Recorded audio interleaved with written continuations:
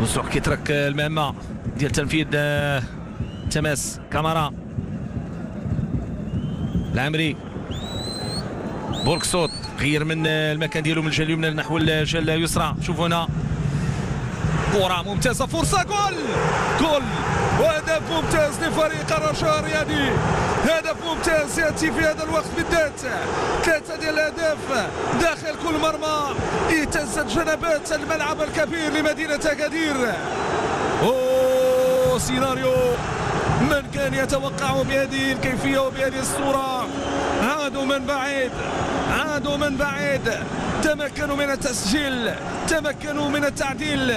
3 ديال الاهداف داخل كل مرمى في مباراة رائعة.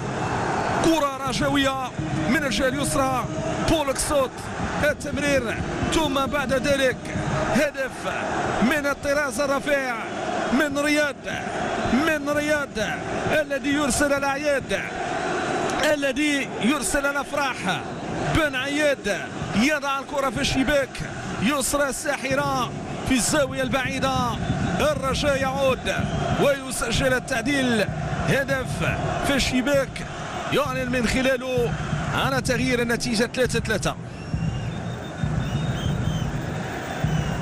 اهتزت جنبات الملعب الكبير لمدينة أكادير.